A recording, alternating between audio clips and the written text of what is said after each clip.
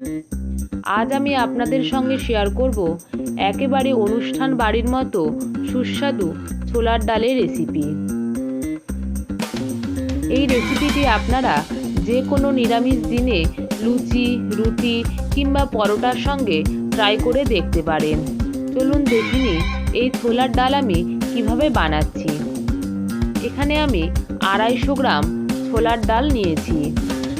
এই ছোলার ডালটা কিন্তু আমি আগে থেকে ভিজিয়ে রাখবো না। ডালটাকে 2-3 বার জল পাল্টে পাল্টে ভালোভাবে ধুয়ে নিতে হবে।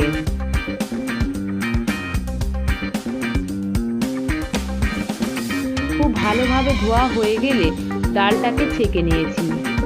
এরপরে একটা প্রেসার কুকারের মধ্যে ডালটাকে দিয়ে দেব।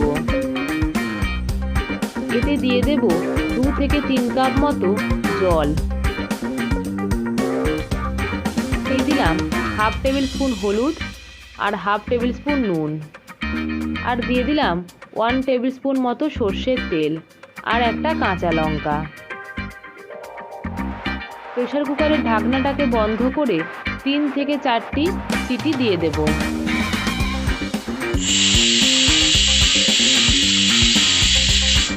গ্যাসের ফ্লেমটাকে অফ করে প্রেসার কুকারটা ঠান্ডা হলে ঢাকনাটা খুলে নিলাম।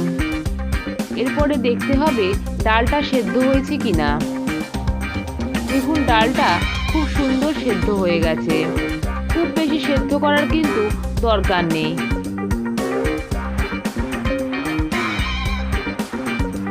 কড়াতে দিয়ে দিলাম 2 থেকে 3 টেবিল স্পুন সর্ষের তেল।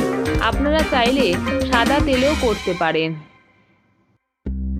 তেলের মধ্যে দিয়ে দিলাম কুচি করে কেটে নেওয়া নারকেল। নারকেলটাকে হালকা লালচে করে ভেজে নিতে হবে। নারকেলগুলো ভাজা হয়ে গেলে একটা প্লেটের মধ্যে নারকেলগুলোকে তুলে রাখলাম।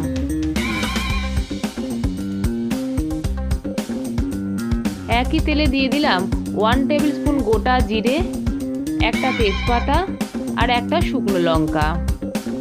এই মশলাগুলোকে সামান্য একটু সময়ের জন্য ভেজে নিতে হবে।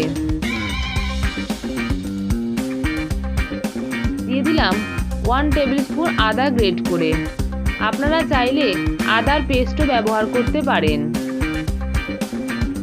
আদাটা দেওয়ার পরে হালকা নাড়াচাড়া করে নিতে হবে। এরপরে দিয়ে দিলাম টুকরো করে কেটে নেওয়া টমেটো।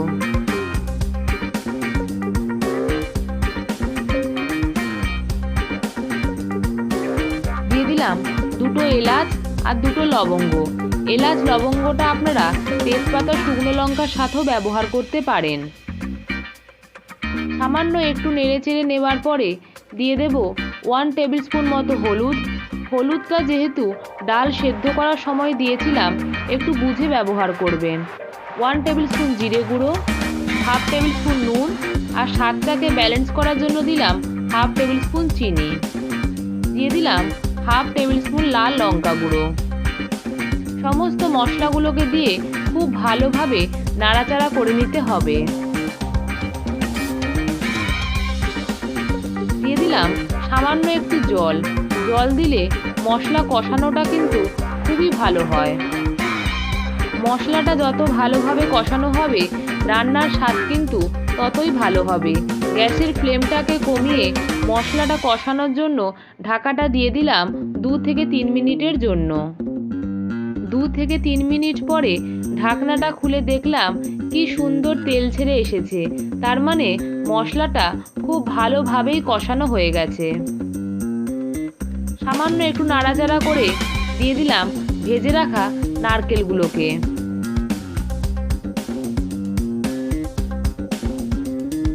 নারকেলটা দিয়ে একটু নেড়ে চেড়ে নিতে হবে।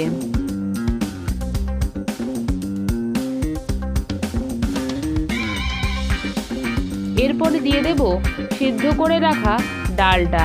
আমি এখানে ডালের জলটাও কিন্তু ব্যবহার করেছি।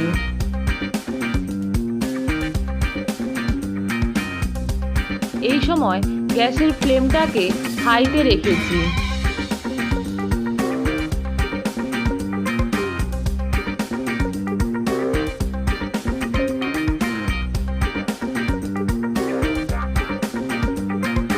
থেকে 3 মিনিটের জন্য গ্যাসের ফ্লেমটাকে হাইতে রেখে ডালটাকে ভালোভাবে ফুটতে দিলাম।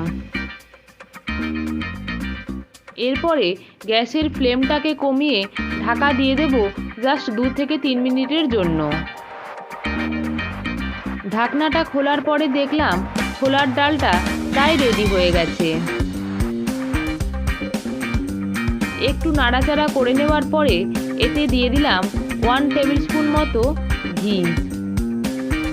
যে কোনো নিরামিষ রান্নাতে ঘি দিলে গন্ধটা কিন্তু খুবই ভালো আসে।